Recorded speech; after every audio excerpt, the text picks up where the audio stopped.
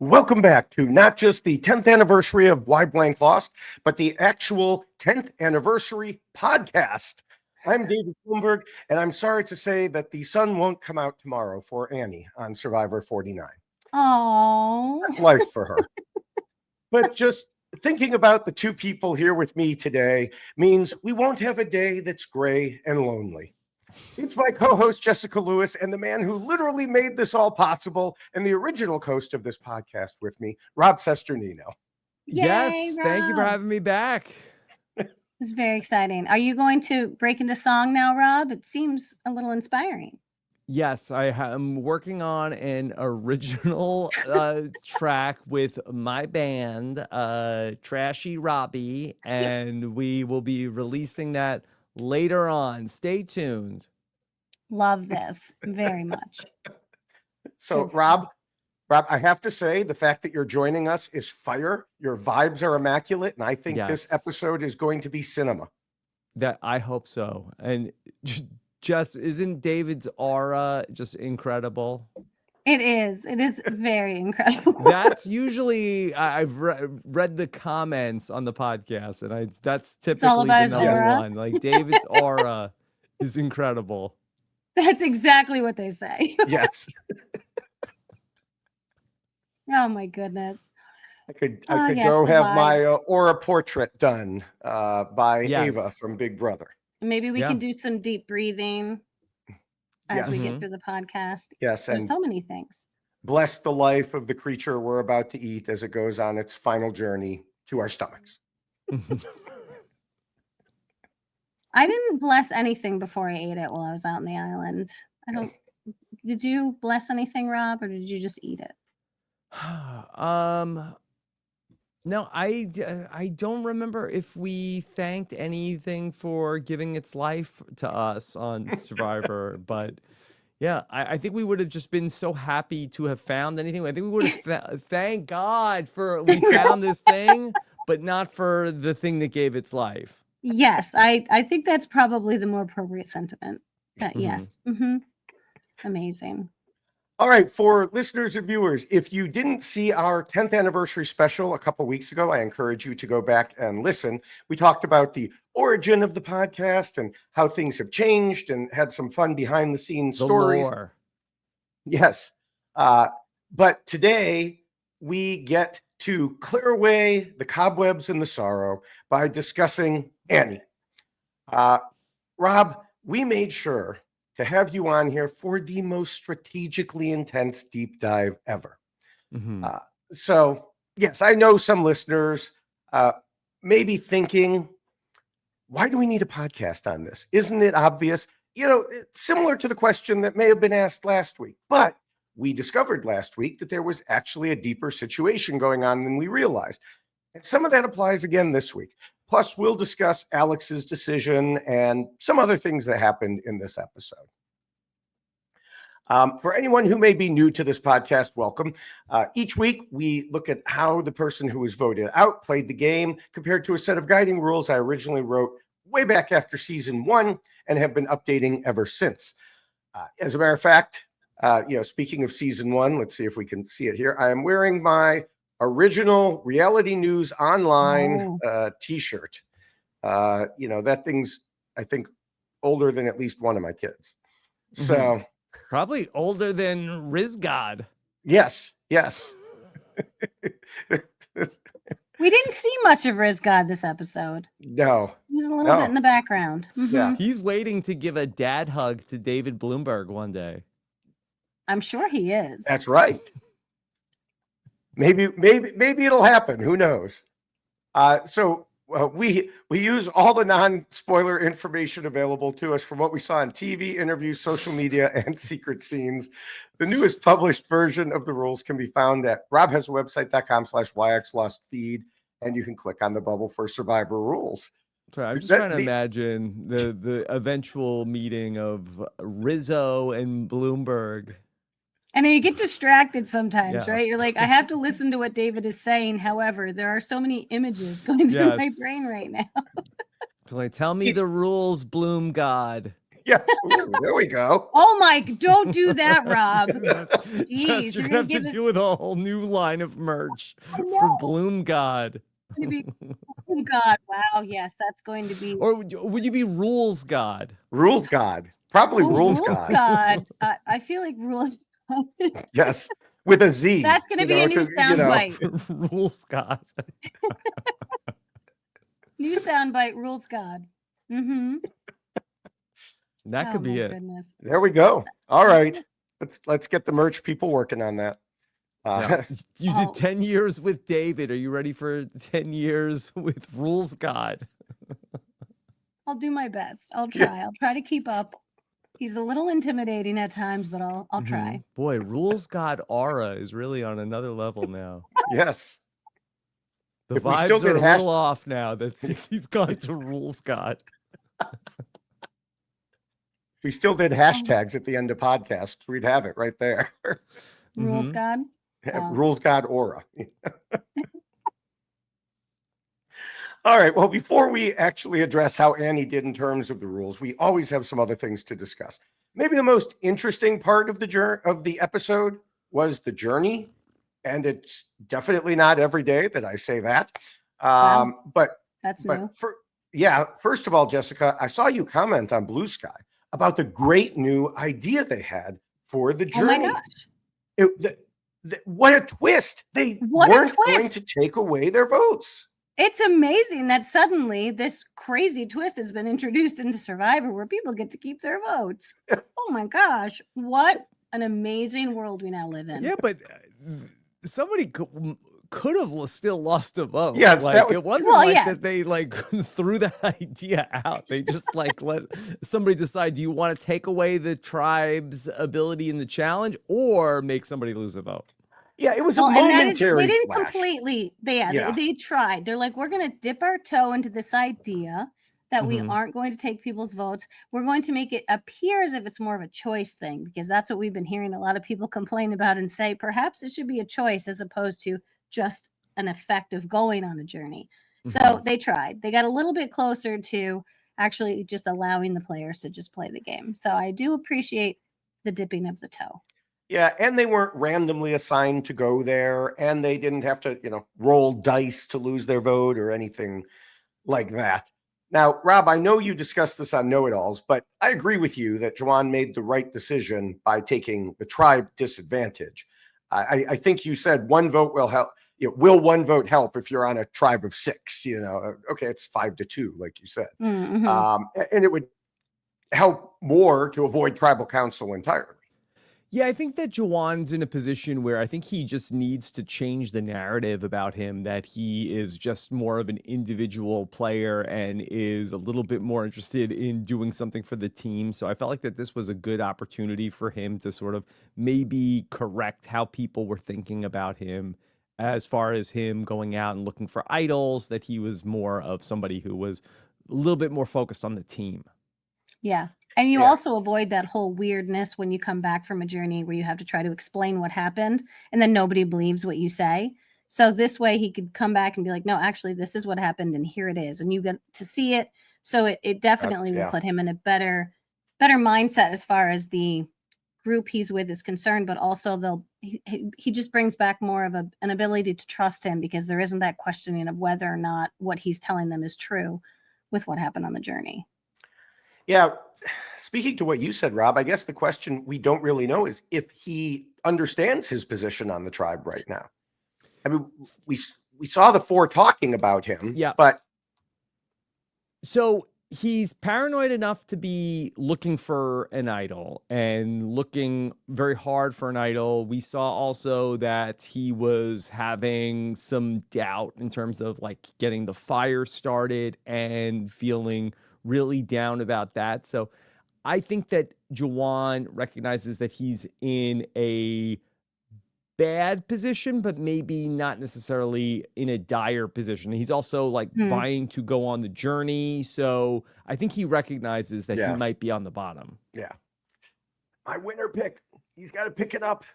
I know. Listen, I do Nicole's winner secretly pick, too. kind of enjoy. Oh, is it really? Okay, so I Yeah. don't want to speak ill of Nicole, but David, I mean, Thanks. I sit there and I just kind of appreciate a little bit when David's winner pick is not doing well. Yeah, but that's nothing against Jawan. No. You're just rooting No, against no, David. nothing Yeah. at Yes. all. Yes. No, nothing at all against Juwan. No, I mean we all know I'm terrible at picking winners. So Who's I your can winner just pick this appreciate- season, Jess? It's Sophie without an E.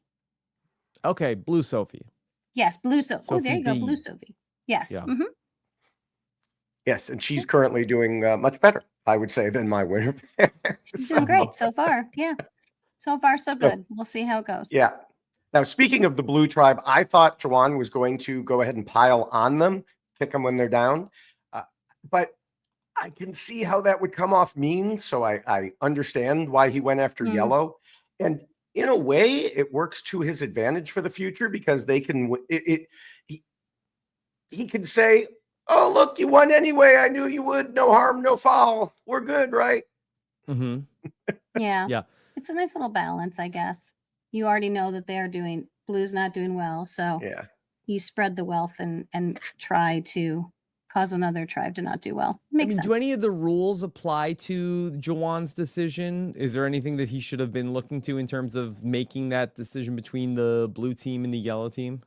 I mean, obviously, of course there's rule 7, but there's nothing about that because it hasn't happened before. So there's nothing specifically about that other than, think through your decision. But is that like pretending to be nice or anything to give Blue a break?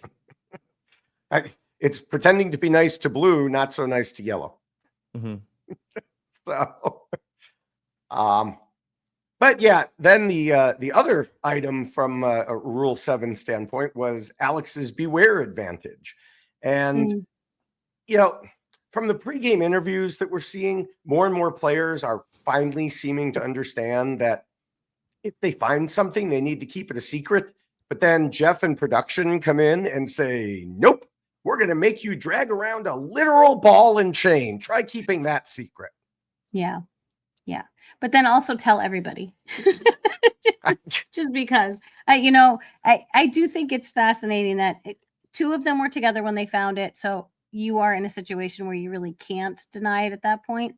But then everyone gets brought into the fold. So then you have 4 people that are now working, which we saw actually might have created a little bit of an issue because the 4th person brought in was like, wait a second, I'm always the last one in on all of the information. So now he might be questioning where he falls within the 4. So it can become very tricky the more people you do share information with, just because one, you're providing them information about yourself that could better their game and hurt you in the long run if they decide to spread the word.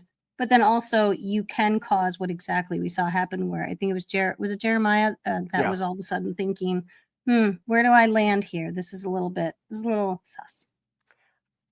He was lucky to know it all. They weren't going to tell him. He just happened to wander into that part of the jungle. But that's the thing. He doesn't know that he just happened to wander in, but he is aware enough to know that he was the 4th one brought into the secret. Yeah. And then we had the shoe bandit. And, I'm sorry. I think Jake doing all of this is just so dumb. I tried to come up with another word. Who are you apologizing to? Jake and his family, if they're listening? I guess Jake and his family. I'm not apologizing to Stephen Fishback, who at least is still considering giving him the fishy. And I vehemently argued with him about that on Chat BCC. But yeah, Jake got pissy at Annie for reasons we'll discuss later. And so he hid one of her shoes. Ooh, so powerful. And here's the thing. If you're going to do it, at least be funny about it. Like, I feel if Rizgod decided to do this, he'd be funny about it. And instead, we've got Jake saying, you know what happens when you mess with the shoe bandit? Stuff gets real. I mean, like, that's the line you came up with. If you're going to do it, come up with a pithy motto, like, don't mess with the shoe bandit or I'll steal your soul, or I'll tread on you. I mean, stuff gets real was so weak, not fire at all.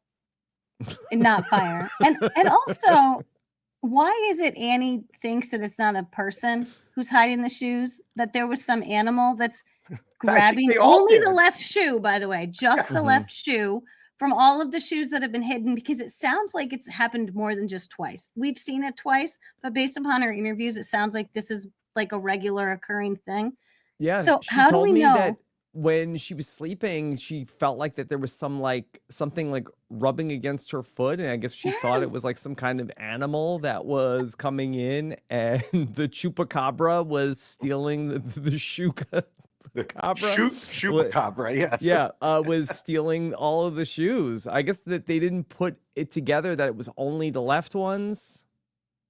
It's very interesting to think that, that's a strange happening that is reoccurring, and some animal just is taking a shoe. To me, it just screams like, "Hey, who's stealing everyone's shoes?" Like, this is a person. This is not an animal.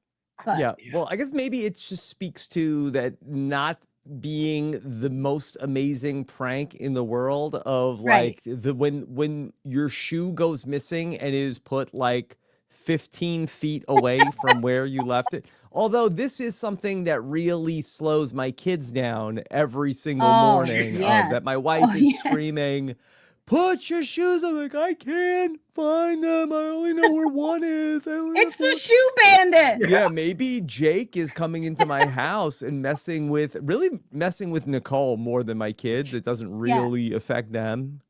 Yes. I think we need to blame Jake for this, We're for sure. gonna be late, is what I hear as I'm trying to, drink some coffee.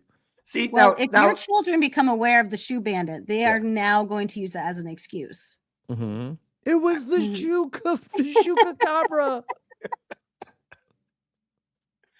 See, now that Oh would be my more goodness. entertaining. I mean, maybe not to you, but to us, it would be more entertaining than what he's actually doing. So, I just I, think Hmm. it's silly. It's just it's silly. that, It's yeah, it's one now I could give a little bit of credit for stirring the pot, wanting to cause issues. We've seen other players do this.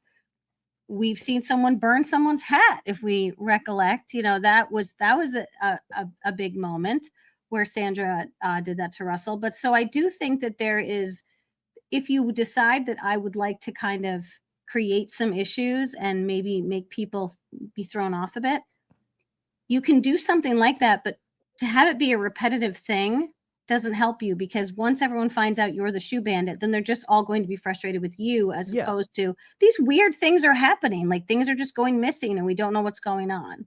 Well, to speak to that, the sighting of Sandra, where Sandra, we saw her do that in Survivor Heroes versus Villains, where we're going to the final tribal council, that'll really throw Russell off his Yes. game to not have mhm. his hat. Okay, Yeah. that makes sense. Even Yes. Russell Hantz, who's somebody, I thrive in chaos, I'm gonna burn Jason's socks. Okay, that works. We even saw with Sandra with the sugar, and I'm gonna Yes. get JT upset, and this is gonna cause him to spin out and Mm-hmm. be off his game. Makes sense why Jake is doing this when he's sort of in a good position of, I'm gonna try to make the people on the bottom be even more on the bottom, and maybe more out of sorts while we can't Yeah. win. It doesn't seem like, it's like, we understand you're doing it, but why? Yeah. Right. There's no Yes. purpose. No purpose. See, Mm-hmm. hopefully Stephen will see all of this, because I know he watches the podcast every week, and he will change his mind and not give the fishy to Jake for this reason. So, Well, we're still waiting to know who got the fishy, because Steven didn't feel well this week. And we're trying to get Steven, like, get a message to Steven, and like, could you just make a video and let us know? Like, we're waiting outside the Vatican for the white smoke to appear. Who got the fishy this week? We don't Just have know. to keep waiting. yeah. We don't Yeah. know. Now, the last thing that I want to mention before we get to the rules is something Jessica has never had an opinion on, ever. Mm. So without going over anything too much that we may have talked about in the past, clearly me, because Jessica's never had an opinion on it, or things that we're about to discuss in the rules, I do think it's worth noting again how this situation shows a big problem with the new era format of the 6-person tribes Oh and gosh, taking away the yes. flint. Jessica's sitting there wondering, what was it? What is it? I'm What's he like, going which to talk one did about? I've complained about thing. so many things. Yeah. Which thing exactly? But yes, I mean, this format, I'm over it. Yes. they every season almost they doom one tribe to a death spiral, but it Mhm. seems like Jeff is okay with it because he said at tribal council that those who do survive from such a tribe often go on to do well, and he talked about it on his On Fire podcast also. So I'm not. I don't think he believes it's a problem. I think he sees it as a positive. It's a feature, not a bug. Yeah. So, everybody's like, why won't Jeff understand this and change it? I think he does love it. understand it and has no interest in changing it. Yeah, I don't like it. I don't like the fact that it is so repetitive. Not only with the format where it's the 6 tribe format, but also just everything that they're doing is very Price is Right at this point, as far as I'm concerned. We I don't love- want Price is Right contestants. Yeah. I just don't want players to know what's coming. And I understand that he thinks by adding twists to the game that that's going to give that added element to it. But no, how about we not have the same puzzles being repeated? How about we not have the same location being repeated? How about we mix it up so players really are off their game? They can't prepare as much as they think they can. And then with the 6-person format, everyone knows now what you have to do. You got to get 4, and then you'll be in the clear and you can get to the merge. It's just, I feel like the dynamics when you have 10 and 10 are so much more interesting because you can form such small groups within that 10, and you can have people who are actually swing votes that can change the trajectory of the game. So that's just my personal opinion, but I just think that that's something that perhaps they should attempt to do again. Like, let's just try 10 and 10 again. I understand 50 is going to have, is it 22 players or 24? 24. 24. So Yeah. it'll be interesting to see how they split that group up. But yeah, that's just my humble opinion. But I want there to be more of the social dynamics that we see. Could when be you have 4 large tribes groups of people. 6. I Yeah. know. Don't say that. Don't say that. That would be awful. Oh gosh. That would not be okay. I would not be okay with that. Anyway, that's my soapbox, so I'll stop kvetching. But 4 tribes of 6, oh gosh. It's not something to look forward to. Maybe they won't do that. All feel right. like Well, that was a little suspicious, Rob. I feel like they love 3 tribes. yeah. They do. I think you're right. They do. Mm-hmm. All right. Well, there were some things besides this going on that I'll, be talking about those in TikTok or YouTube Shorts or whatever at David Bloomberg TV. But before we get to how Annie We did, don't even get all of the rules God takes in this podcast. we can't get all of them. We'd be here forever. We're supposed, as it is, someone will be commenting on YouTube and say it took 25 minutes for them to even get to the rules. So, He's always very mindful of the viewers. He wants to keep them interested. Yeah, that's why they love his Yes. aura so much. Yes. Now we do want to mention the rules we're about to discuss come in a shorter and much more colorful version in poster form. Yes, they do. You could go to robhasawebsite.com/yxlostfeed, scroll down to the poster and click on it. In addition, you can Lacey, also. what was rules? He was talking about rule 7 before, and I'm like, oh, I don't have the list in front of me. What is rule 7? Know how to deal with idols, rules, and advantages, or Okay. idols, advantages, and rules, something like that. The poster is slightly different than the rule itself. Yeah, because I needed to be on there. Yes. Mm-hmm. So, I mean, rocks is part of the things you need to be mindful That's right. of. You need to That's understand right. what's happening with rocks. yeah. So if you want this design, but you don't want to carry it around with you all the time, you can scroll down and order it as a t-shirt, or you can get the checklist version as a t-shirt. So again, that's at robhasawebsite.com/yxlostfeed. Well, this was a classic downfall episode of Survivor. We began with Annie telling us how she was in absolute control of the tribe. And we ended with, as she told Mike Bloom, a huge blindside. I in no way expected to be voted out that night. How could she possibly have believed that she was the one directing everything? And why did she do various things to put herself on the outs while not even realizing it? At RHAP, we know Survivor, and we know why Annie lost. Now, the first and most important rule is, of course, to scheme and plot. Annie thought she was doing an amazing job of this. She was the puppet master. She had a secret alliance with Jake, and they were going to separately get another ally so they'd have a majority of 4. But nobody but herself and Alex would know because they would only rarely meet. And the problem of this, or with this, of course, was it existed only in her own mind.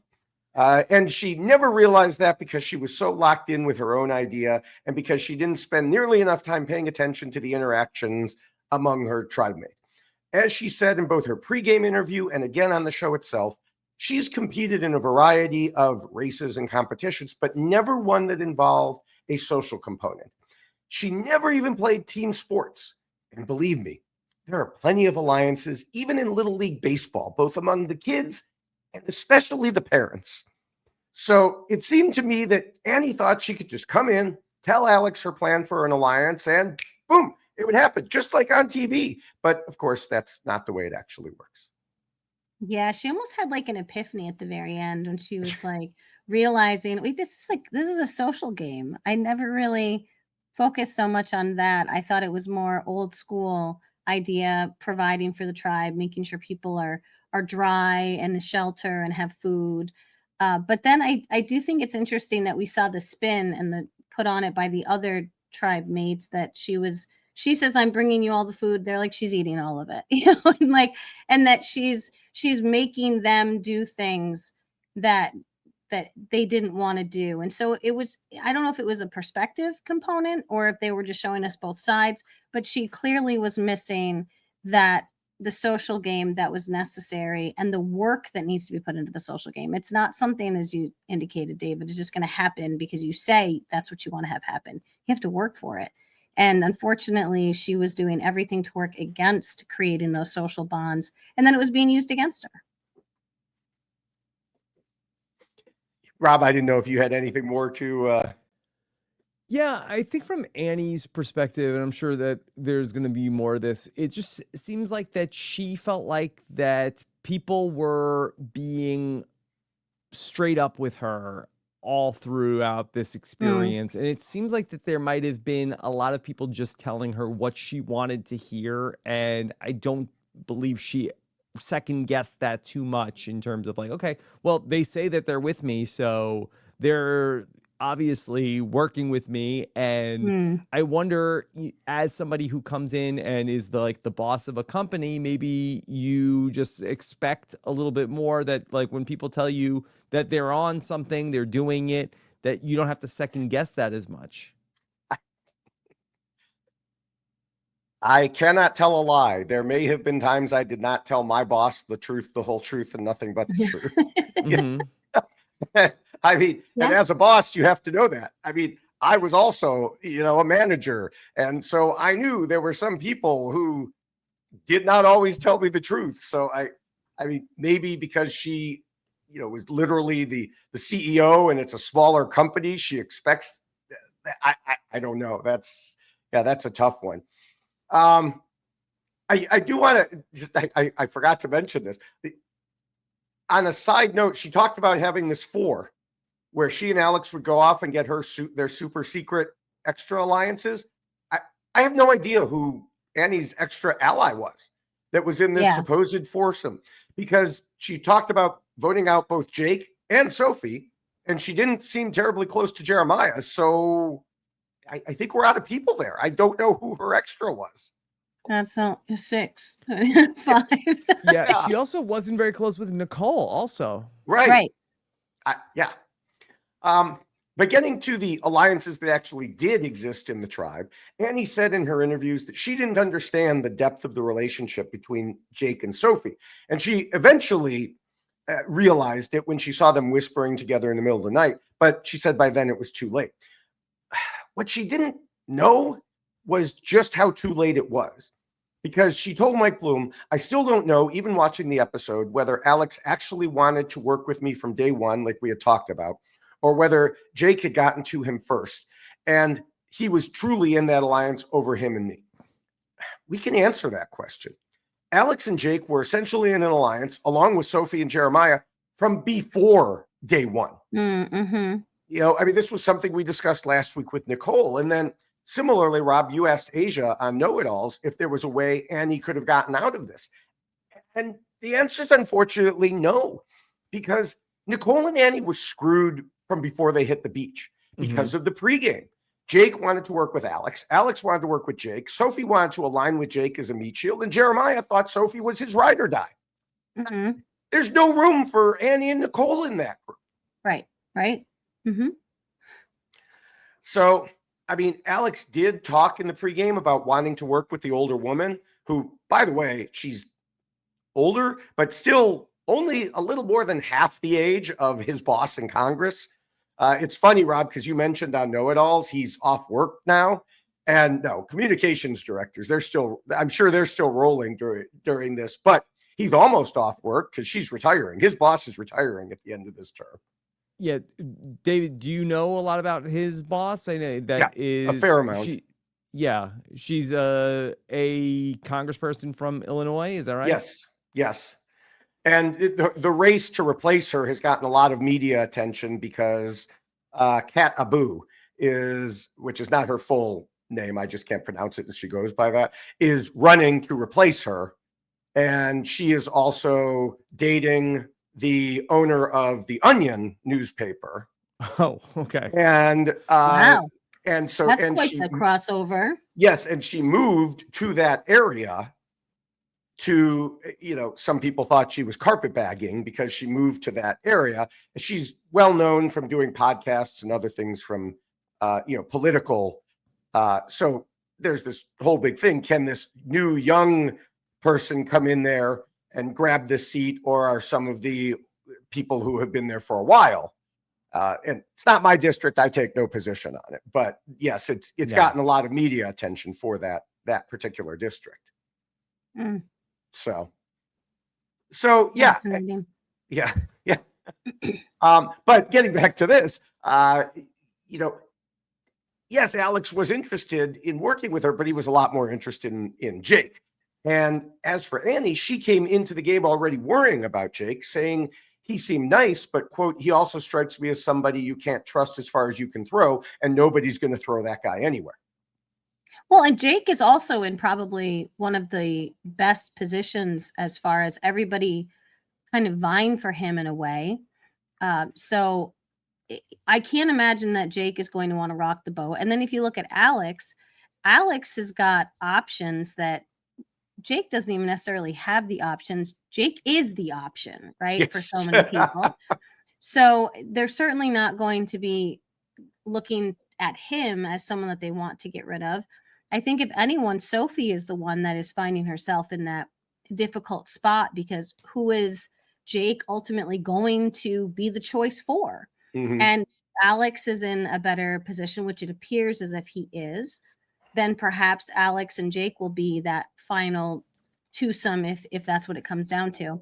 So I do think that there is a genuine concern amongst the four of where everyone is going to fall. But at this point in time, there's no reason to change anything. Alex Right. might have wanted to work with Annie, but Annie's not part of that four, and he's actually going to put himself in a worse situation. Whereas right now he's very comfortable, and there's no reason to change that.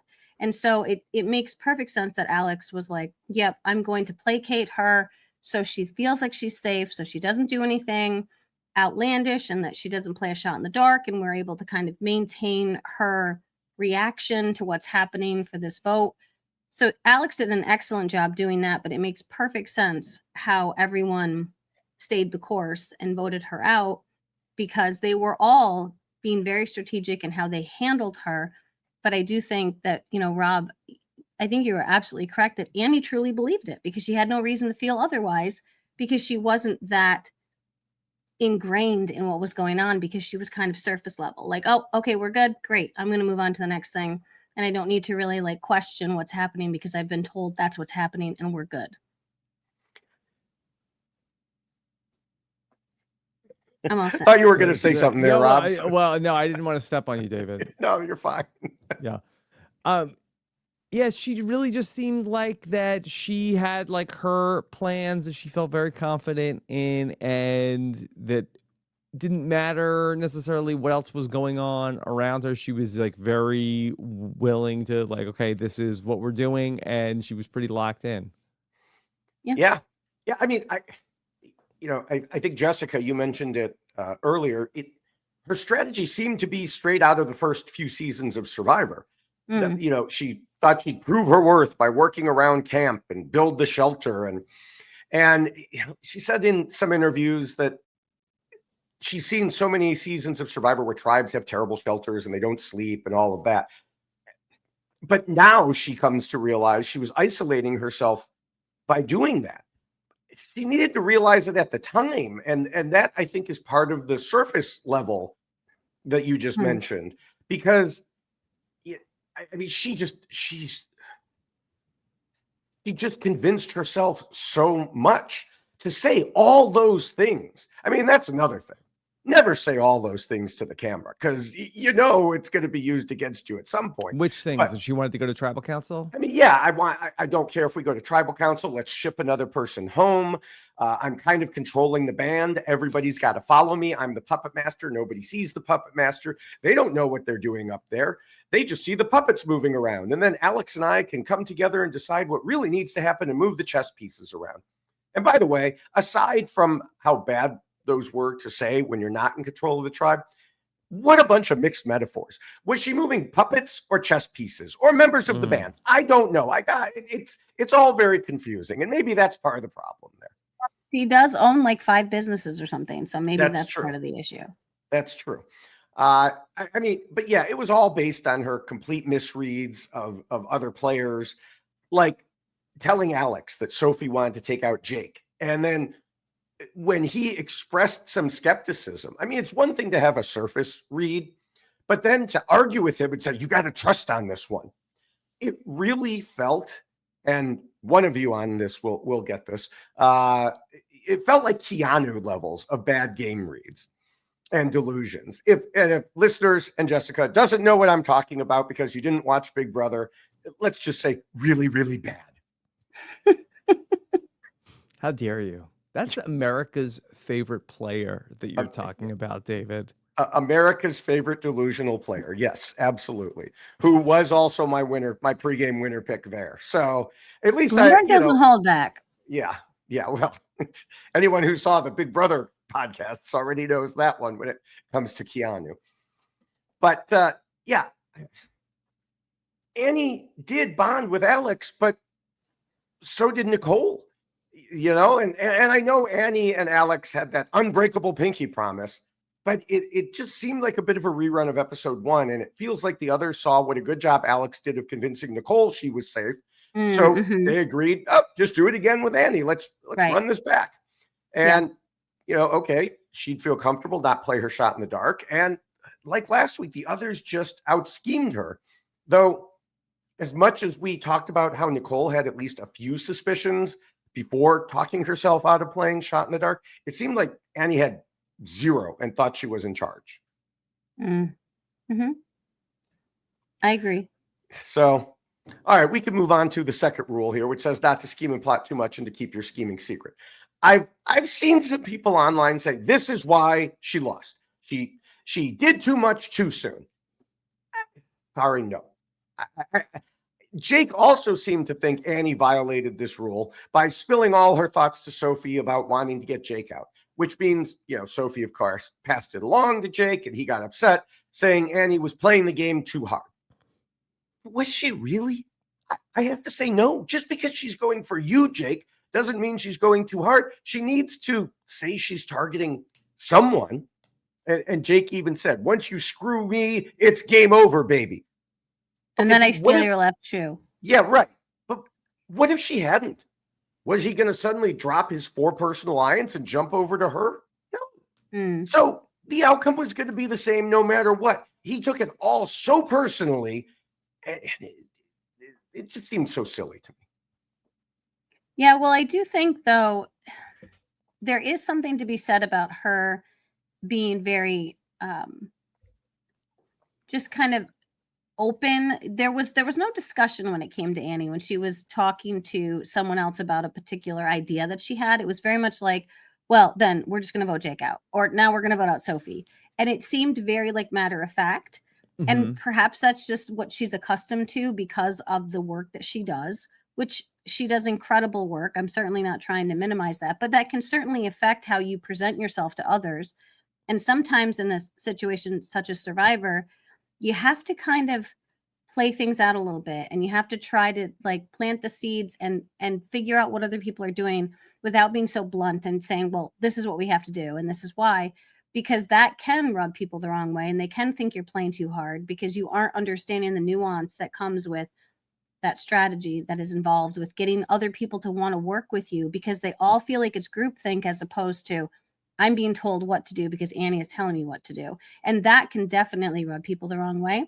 And I think that was part of the issue that she really had with this rule was just being too forceful in the presentation, even though it might have made sense for her to do that because that's the angle she needed to take. It was too much for the person that she was talking to. Yeah. I think that's a good point about her directing the group.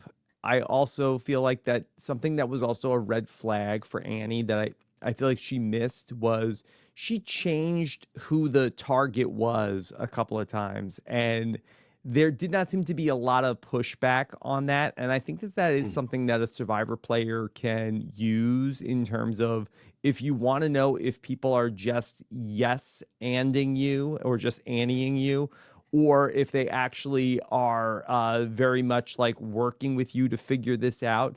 If you change the target and the group, the people you're talking to are just like, okay, fine. Okay, let's do Jessica now. Okay. Yep.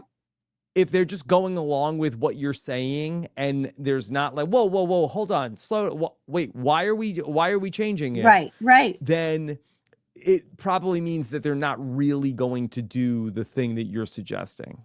Yep. Yeah. But, she was in control. She was in charge. So, of course, they would listen to her. Now, I do have to say, even though, when she started off with Jake, and I think this goes to what you were saying, Rob, I think the reasons she gave for wanting to get rid of Jake were kind of silly, too, because she said if they go to the merge with him, he'd win over them every time. And first of all, wrong. The big muscle guy does not win every challenge of the merge. This again, to me, goes back to the thinking of many years ago. And second of all, you've had one vote so far. It is way too soon to be thinking about that. Like, really, in vote 2, you're thinking, oh, we got to get rid of him. Well, you're not going to have a tribe left. I mean, not that they needed a puzzle person, more than anything. But I again, even with all this, it didn't matter. Nothing she proposed was going to work anyway. She might as well have proposed voting out Jeff Probst.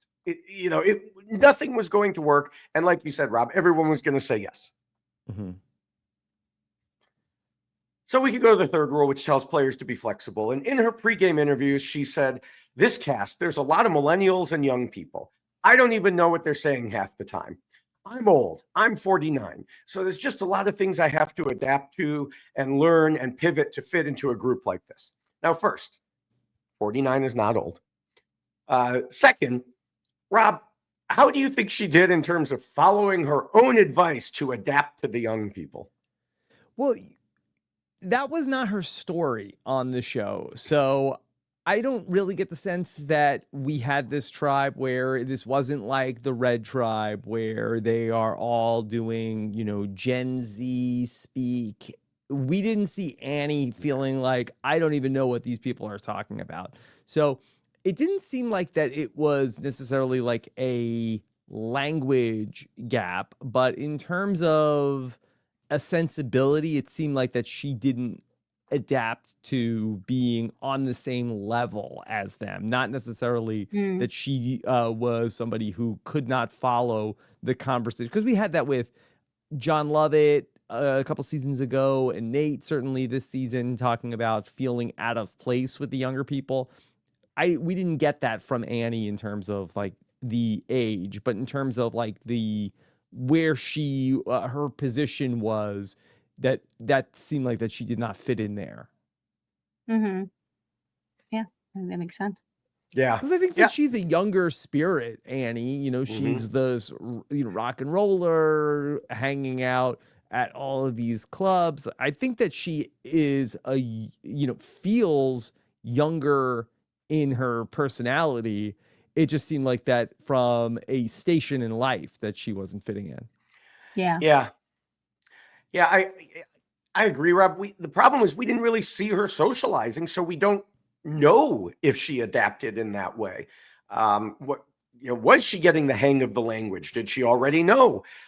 Did she understand vibes and fire and She cinema? knows vibes. She knows vibes for sure. She said in at least one interview that we didn't see all the times that they had fun together. So she probably adapted, at least in that way.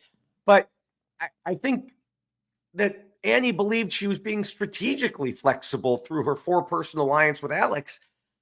And it was just built on a foundation of misinformation. So it wasn't going to work anyway. Mm-hmm. So, Yeah. all right, then we could go to the 4th rule, which tells players not to let their emotions control them. And Jessica, given what we saw of her, how do you think she did here? Well, I don't think it was so much her emotions that were controlling things. I think it was more just her personality and who she was. And so I don't think that it was a problem with her emotions, but I do think I'm a little sick right now, if you can't tell. But I do think that she was able to keep her emotions in check because she thought she was making the best decision for the group. She was very much like, I want to do the best thing for the tribe, but she was presenting it in a way that wasn't necessarily being reciprocated. So I don't think her emotions were an issue, but I don't think she was recognizing how other people were going to react to her. And so that's like kind of the other side of this rule, where you need to be mindful of how other people are going to react to what you were doing, because they might not appreciate how things are being presented to them. They might not appreciate someone who they think is telling them what to do as opposed to having a discussion with them. So I think she just didn't really keep that portion of this rule in mind when she was thinking about the other people's emotional response to what she was doing and how that would affect their ability or want to work through the game with her. Yeah, I agree that any game plan that she had, flawed as it was, at least was theoretically based on strategy. Mm-hmm. She wasn't targeting Jake and then Sophie because she disliked them. It was that she didn't trust them. And as I mentioned, oddly worried about Jake doing too well in challenges. And on the flip side, worried about Sophie not doing well enough in challenges. So I don't know, Rob, if you have any thoughts on this before we move on. I don't think we saw anything from Annie that was based on her making emotional decisions. It was not, we didn't hear her say that she disliked anyone, I don't think, in the 2 episodes that she was on. Yeah. So we could go to the 5th rule, which reminds players they need to pretend to be nice and play the social game. And, Jessica, as you mentioned there, she clearly was not doing so well here. I live posted on Blue Sky while she was directing Sophie and Jeremiah on how to get coconuts. I said, even though Annie is delusional about her position in the game, at least she's also rude and controlling. Now, I admit I was a bit harsh, but that's was she that rude? That's how she came off to them, and that's how it looked on the show. There was some truth to it, as Annie herself later acknowledged in her interviews by talking about she's a CEO, she owns a company, she fronts a band, etc. So yes, sometimes she could come off as bossy, but she said it comes from a place of love, like the coconut stuff. She didn't know that she specializes in biomechanics. So she was just trying to help them out. But of course, they didn't know that because she didn't tell them that. So she really only has herself to blame there. Yeah, I didn't know she was a doctor too. I feel like she's a PhD, not a medical doctor. Still a doctor, but when someone says I'm a doctor, they usually mean medical. I could be wrong about that. I thought she was the PhD type of doctor. You sound like Alyssa Slater. So yeah, I mean, can you be mad at someone for not listening to your advice about these things when you don't tell them you're an expert in this area? Mm-hmm. Yeah. I mean, I think that it's one of those narratives that ends up being created where if they start focusing on Annie as being bossy or Annie as telling people what to do, any little thing that she then does after is going to fit into that narrative. And so you end up almost creating this world that, oh, did you see what Annie did? She did that. She did this other thing. Even if it's the smallest little thing, it just feeds into this idea. And it's Survivor. So everyone's looking for any reason to point the finger at someone, make someone else the focal point and someone else the potential vote. So anything that Annie was doing at that point was just like piling on. It was like, oh, there she goes again. She's doing that thing that she's been doing, even if it was like the smallest little thing. So yeah, we can thrust the coconuts into that. And the shelter, all of these things that it was just one more way for them to justify, this is why we're targeting Annie. Do you think that she would have been better off to come clean and tell everybody about her whole background? Because I wonder if that she probably told them like the rocker stuff, right? And it's like, listen, what does this rock and roll lady know about nutrition? She doesn't know anything about building a shelter. Listen, if we need to know like a question about music, we'll ask her.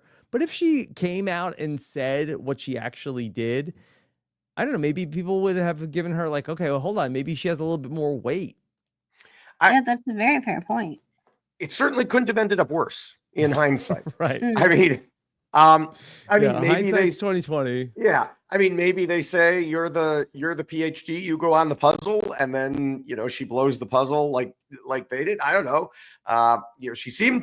She believed she knew what was going on with the puzzle as she was shouting from the sidelines. Of course, she was telling them to move the piece they couldn't move. But Sophie's an entrepreneur. Maybe it's like, oh, okay, this is a businesswoman. I need to talk to her a little bit more.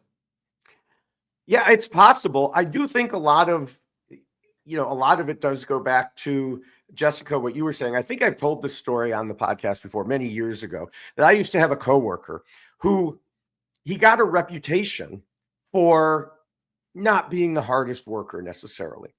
But then, yes, every little thing that he would do would feed into that, even if he was okay. So at break time, he would take out his newspaper and be sitting at his desk reading the newspaper. And I heard, I would hear the boss come by and say and complain to someone, there Dan is reading the paper again, without looking at his watch and realizing, oh no, it's allowed now. It's break time. So, to avoid that perception, someone else told him, get up, go to the break room and read the newspaper rather than sitting in your cubicle to read the newspaper. And so, yeah, it's, even though that thing he was doing was perfectly fine, because he had this, because people already had the perception of him, like you said, Jessica, they're going to keep lumping it in there. Now, Annie did tell Dalton Ross that if she could go back and change one thing, it would be to spend more time with her tribe. She said, I realized in hindsight that this is an almost entirely social game. People kind of don't care about the physical contributions, even really in challenges. And, this goes back to what I said in the first rule. She was playing a game from the single-digit seasons. Yeah. Yeah, she definitely was. Although even if we go back to the single-digit seasons, you do see that group of 4 is always a big component of it. But yes, I think there was too much emphasis on that particular idea of the game as opposed to the social idea of the game. Yeah. Rob, do you have thoughts about the single-digit seasons? You don't know anything about those. I mean, you didn't go out and look for idols, but even in the single digit seasons, you weren't saying like, wow, like Butch is going and he's, out in the woods by himself. He is dominating this game. What a great, you still needed to talk to the other people and be working with them. Yeah. I mean, I think that you would have said that those were mistakes in the single digit seasons, Right. not necessarily like, oh, if you're being a provider. I mean, I think that by the end of the first season, we saw that, okay, just being a provider for the tribe doesn't necessarily guarantee you a spot. Right. Yeah, I think it was a perception from the older seasons. And, as we talked about, I think after you left, Rob, on the 10th anniversary podcast, I had a rule originally: providing food wins allies, and working hard around camp. And I dropped that pretty early on because, it was clear, no, it really didn't do anything for you. Sometimes it makes people want to get rid of you. Yeah. So we'll see if certain players in 50 have learned that lesson after playing multiple times and not learning it. So I won't name any names yet. We'll save that for, if it happens again. All right, stay tuned. See what rules God has to say in season 50. We'll clip that for the preview of next season. There, like you're giving him so many sound bites right now.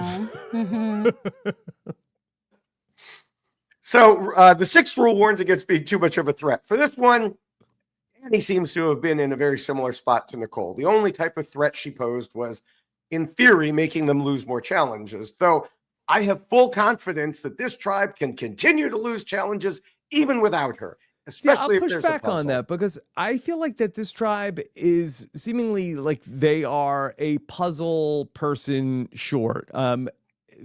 Going back to what Mike Bloom had to say about them, it seemed like that they almost won the first challenge. They had a big lead in this challenge. I don't think that this is a situation like we had last season with, I believe, the Vula tribe, where it got down to a point where it was, with all due respect, Cedric and Say and Mary going into the challenge, that you just felt like, I don't see it. That there's no way they're gonna win. It's bad. It's getting worse.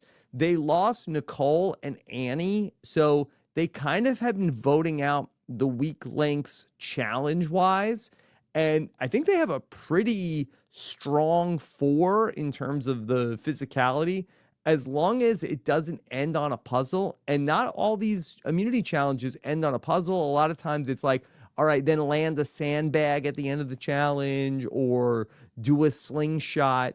So I have faith that this 4, especially when the other groups are sitting people out now, like I think that this 4 matches up pretty well with any of the other most physical 4s from the other groups. So I don't think it's a foregone conclusion they're going to, like, they can't win a challenge.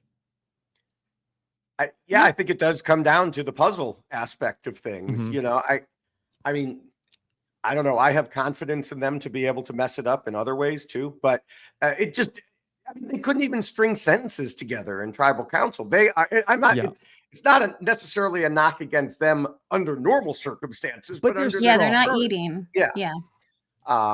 So, will the third in a row end in a puzzle? I know Jessica loves when they end every single one on a puzzle. Well, the first one was a table maze, and then the second one was a puzzle. So I don't know if that. I have not admittedly followed it that closely in terms of like what does every one end with, and do they mix it up that much? But I know that there are other ways that the challenge can end. Yeah. Sure. Yeah. I guess we'll just have to wait and see. Yes. So the 7th rule covers idols' advantages and game mechanics. And we had a fair amount to discuss here for Nicole last week, but not nearly as much for Annie. The others thought she was looking for an idol last week, but she told Mike Bloom she gave up after an hour because she determined she was never going to find one. And quote, "There's so many better ways for me to spend my time right now," which would have been great, except she didn't actually spend her time in better ways. Well, she spent her time in ways that she thought was better. Yes. You know, when Mhm. she was leaving them, it was because she was going to collect things to build a shelter. She was going to look for coconuts.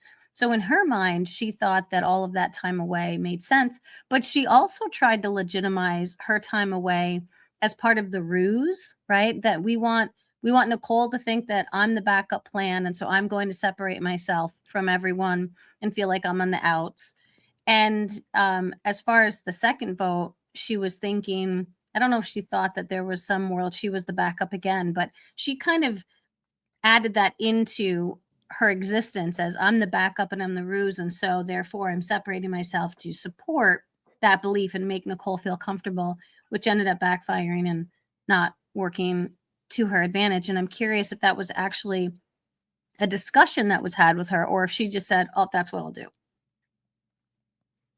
But she also had this great cover story where she could have been out and looking for the idol, and nobody would have like thought nobody seemed to think she had the beware advantage Right. or anything like that, at least going back to what we saw from the first episode. So she had sort of a free pass to be able to go out and look for the idol. Now, she would have never been able to get the idol that we saw by herself. And so it would have been eventually maybe where the group is sabotaging her trying to get it. But we didn't hear from her that she was really out searching for idols or advantages. Yeah. Yeah. I mean, I think that she would have told Alex, and he probably would have helped her get it. Mm-hmm. And then she would have felt just as safe as she always did and gone home with an idol in her pocket. You know? So, and yeah, I mean, it's a similar story for the shot in the dark. We don't even have anything to talk about there because she was totally blindsided. She didn't even have the 50-50 or 30-70 that Nicole thought she had. No, she was 100% that she was still going to be there. So why would she ever even think about using that? Mm-hmm. Right. So we can go to Appendix A, which discusses keeping the players keeping their end goals in mind. And this is Rob's favorite because you could tell he's already smiling and laughing. See, you could He tell. loves this rule. He Because loves you it. talk about voting out the weak, then the strong, then the weak, then the strong. And so, as I recall, Rob, going back those 8 years ago, the reason you loved this so much was because sometimes someone was weak in one area and not in the other, and you'd be questioning me, like, were they weak or were they strong? What's going on here?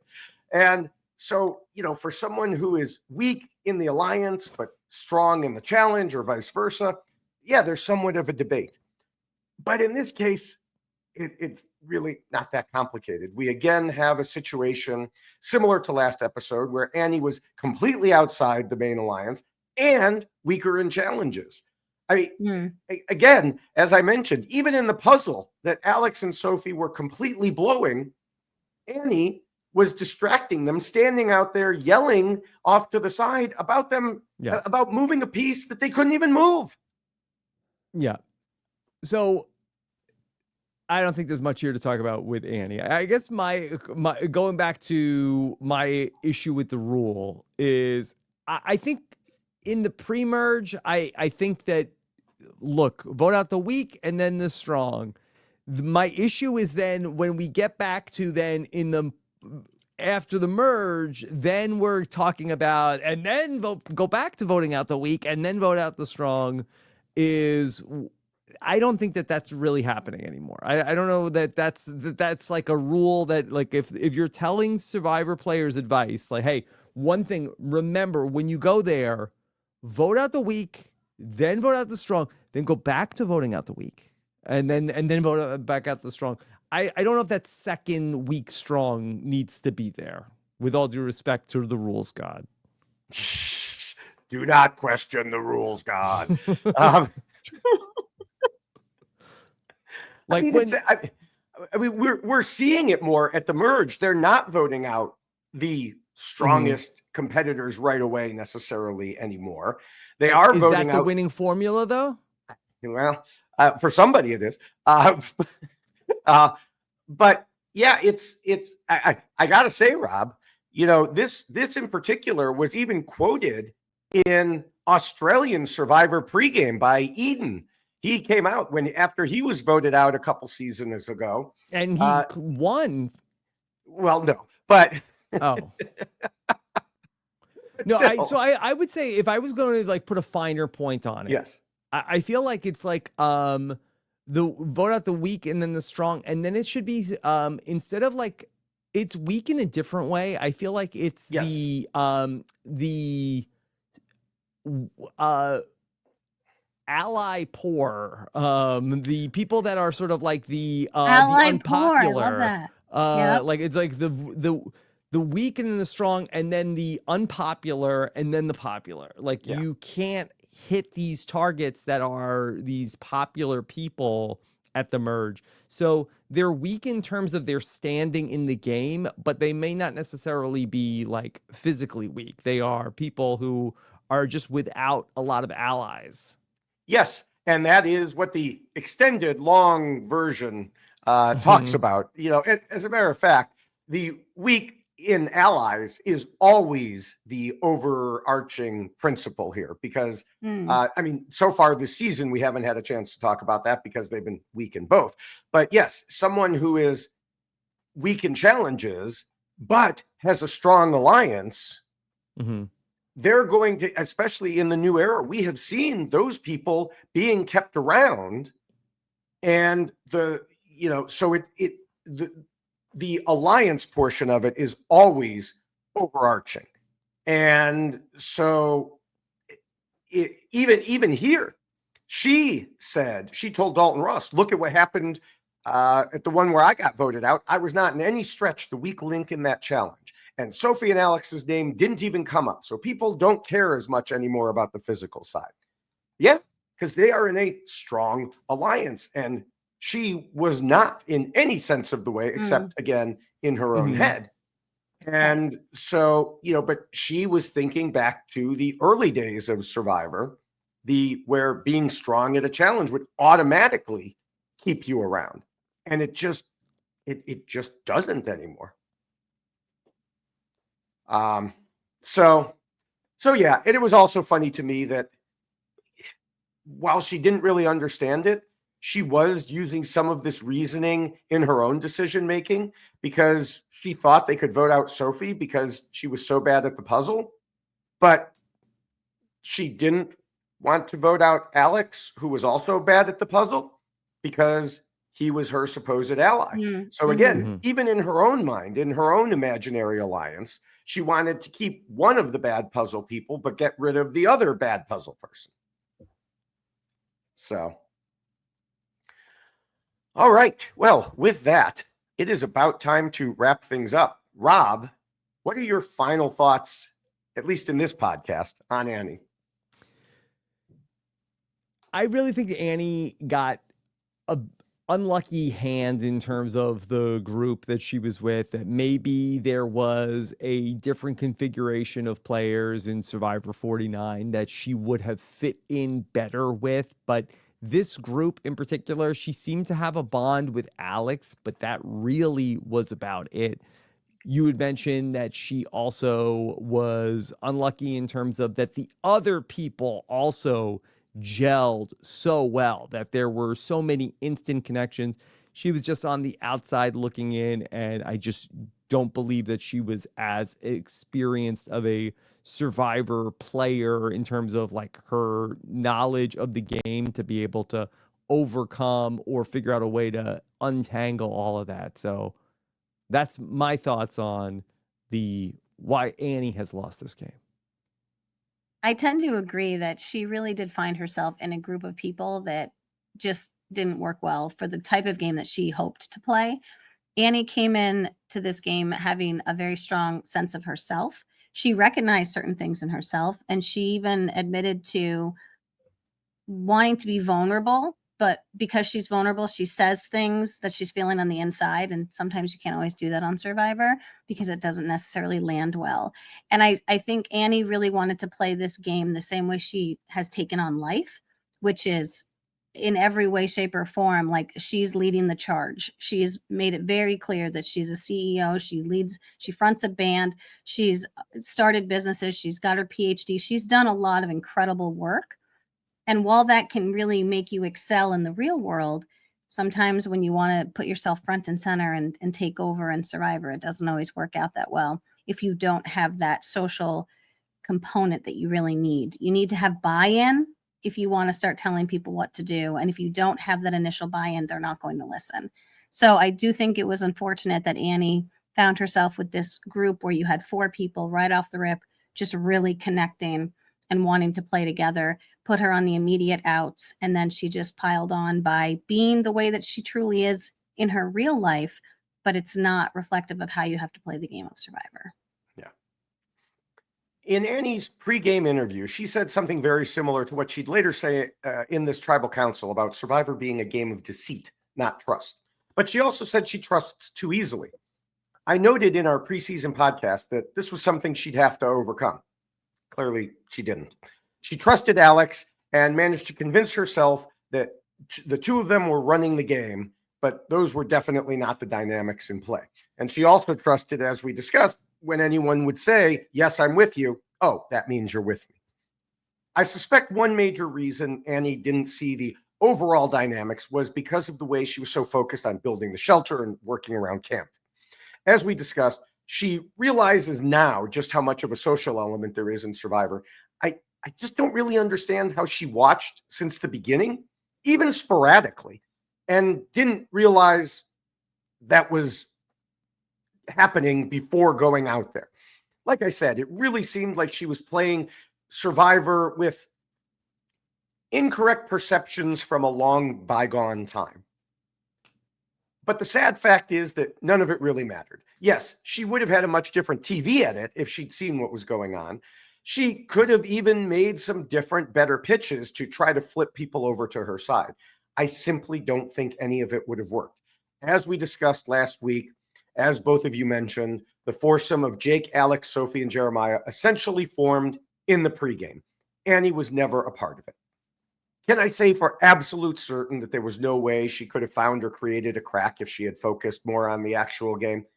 No, it just seems very unlikely. And if she did have a chance at all, she eliminated it through her complete misread of tribe dynamics, which players were tight with each other. And that is why Annie lost. There we are. So, yes, before we get to our predictions for next episode, I want to mention that next week our guest will be one of our regular guests who has joined us for every season for a little while now, Survivor 43's Lindsay Carmine. Wow. Yes. And we want to remind everyone, of course, that the rules we just discussed are available, as I mentioned, in poster form, poster on a t-shirt form, and checklist on a t-shirt form. So again, go to robhasawebsite.com/YXLostFeed. Yeah. Or can I give a note on the t-shirt if you do a redesign when you get to another anniversary? Could I get Appendix A over my appendix? Yeah. We'll talk to the art department about that. Mm-hmm. That we'll have to really be like in an appendix shape where yes. it's like appendix. I think that this is where it is, and that would be great. We'll talk to Annie. She knows biomechanics, so she would know exactly where that is. Fair. So Rob, I know that you're kind of a newbie to this sort of thing, but where can people find you if they want to look for you? You can find me in New York City on Tuesday night. I'll be with all of the patrons having a big event. And then Wednesday night, I will be hosting a live viewing party of Survivor. And Sam Moore, it really means the most to him that we have a person in every single seat. If you want to be there, I believe that there's about like 13 assorted seats throughout the building that are not filled. robhasawebsite.com/events. Excellent. Well, I'll be back here podcasting away. I was going to say, then there's that whole podcasting that you do too as well. Mm-hmm. Rob has a podcast. And I'm actually at Jessica Lewis 89 on both Blue Sky and Twitter, and also 6789. So at Jessica Lewis 6789 on 6'7". Instagram. 6789. Yes. That's right, 67. But I am not as social media heavy as I used to be. But the gentleman that is seated next to me, Mr. David Bloomberg, has created such a world for himself on social media platforms all over the place. So much so that he does have a link tree that he allows you to find all of the locations that you can find this guru who is the rules god, as he is I'll have now to change that. I'll have to change that. He has been designated by. I didn't know you were a the- guru. I had to put something there, you know. If I'm not going to call myself that, who is? Yeah. Well, now you have a new name, so it is Rules God. Yes. Rules God. Rules God. Yes, you can find all of my accounts there at linktree/David Bloomberg. You can find me directly on Blue Sky as at David Bloomberg, or on all of the video sites, YouTube, TikTok, and Instagram as at David Bloomberg TV, where I've been posting at least 3, sometimes more reality TV short videos per day. Right now, obviously, they're mostly focused on Survivor 49, though I've still got some Big Brother 27 videos trickling in at the end. Mhm. I'll have some Amazing Race when those are interesting enough to talk about. Clips. The show itself is, but not the clips I'm talking about. And some other whatever other shows pop up. Celebrity Traders. Celebrity Traders UK will probably make an appearance, even though, I mean, it's the UK, so I know like 2 of those celebrities. But if maybe there's a Traders show coming in the If I get a US, negative TikTok from Rules God about the Traders, I'm just gonna walk away. You have been warned, Rules Mhm. God. I mean, I know you can't talk about it, so I can't ask you if you did anything. Rules God is just like destroying me on TikTok. Can you imagine, Jess? I think that's going to be a lot for him to do. I agree. I don't think that would be appropriate. This Rules God. podcast is Perhaps over. Happy 10th Yes. anniversary. Tread lightly. That's it. You're gone. yes. They'd Mm-hmm. be like, what is Rob thinking? Well, Does hopefully, he know? Didn't I tell? Didn't I? Don't I always say? did you banish the weak, then the strong? Did you murder the weak, then the strong? That's gonna what it comes down to, Rob. So I guess we'll find that out. Job security Mhm. is going to be dependent upon your TikToks. Yes. David Bloomberg will be giving me my flowers all through the Traders. Yes. Yes. Mhm. I All right. expect 3 three positive TikToks a day. A day. There you go. You're gonna have to. You better be the focus of the show if you're gonna need 3 per day. There's a lot of people on that show. So we're gonna talk to you about when you align with certain people and Travis Kelce's mom, and stuff like Maybe. that. So Yep. all right. Well, besides predicting the Traders, let's predict what happens in the next episode. And I thought that the prediction I'm about to give, I thought that I had put it together real well, and then I found out, reading on Blue Sky, I'm like, oh, I guess lots of people have that prediction. So it's like I said earlier, considering this tribe couldn't even form sentences or remember what Jeff asked them in tribal council, I just find it hard to believe they're going to manage to really compete in a challenge. Mm. Even if it doesn't have puzzle. I have to predict they're going to lose. Alex and Jake have the bromance. Sophie wants Jake to herself, and I think Alex feels the same way. Jake feels like he has 2 number ones. Jeremiah is tight with Source. Alex has the idol, which everyone knows about. So, will there be an Alex versus Sophie showdown? Personally, I hope not, because I want both of them to stay. I I think it would be hilarious if Jake were to be outed as the shoe bandit and people get annoyed enough with him to vote him out. But I just don't see it happening. And last week, I had said that when Jake voted against Nicole, Dalton gave us what each person said in their voting confessionals, even though we didn't see it on the show. And Jake talked about protecting his 3. Well, who's not in that 3? That would be Jeremiah, the same person we talked about earlier, who was the last to know. And so I think that kind of indicates to us who's going next. I think they're going to end up as a tribe of 3, and Jeremiah is going out. Mm-hmm. I do think that makes the most sense. And it really does boil down to this idea of withholding Flint and having tribes be starving and not being able to actually function normally. It's hard enough as is. And then when you can't actually make a fire and have actual food, and the fact that they focused on Jeremiah too in the tribal council where like he literally could not speak. That does seem to make the most sense, unfortunately. I'm going to agree with you on that. Okay. All right. And not to say devil's advocate, but I'll give you something different. How about a world where we see Uli, Red Tribe? Could they go to a tribal council this week? And, we've built up Jawan over the first 2 episodes. I don't think that Jawan ends up being the person who goes home. I wonder if the tribe ends up going in a different direction and it's to save David Bloomberg's winner pick.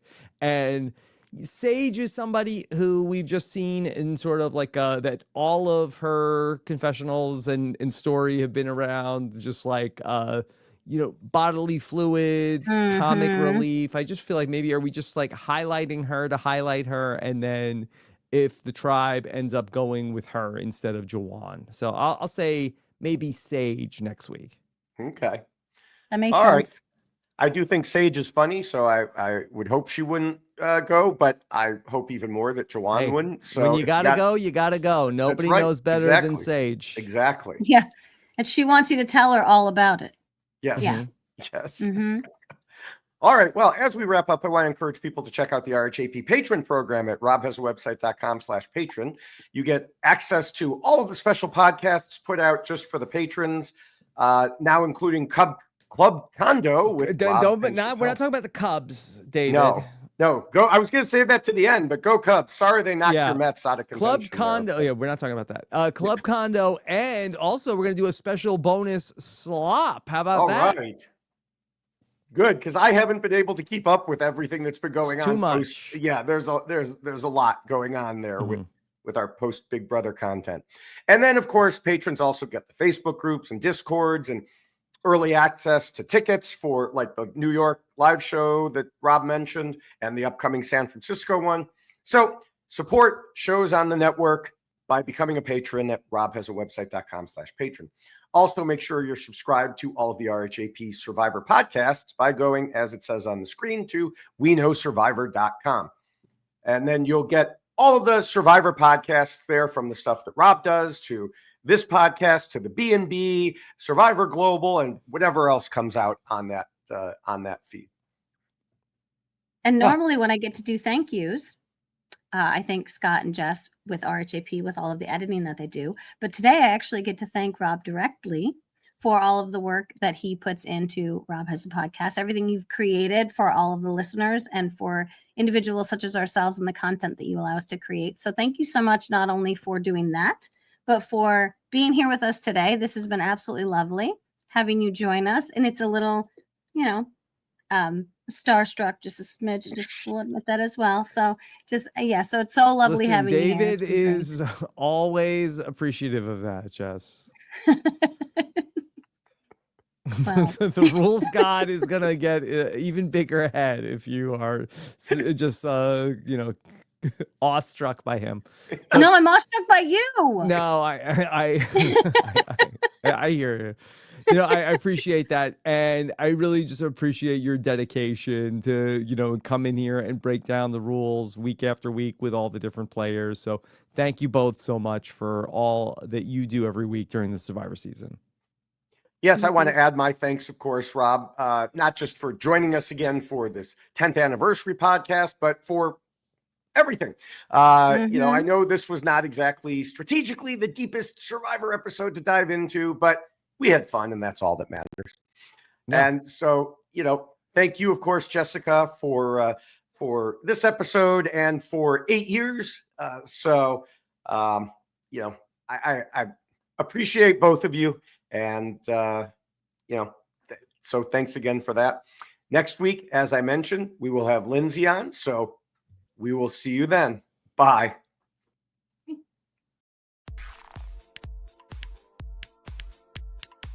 This is RHAP. We know reality TV.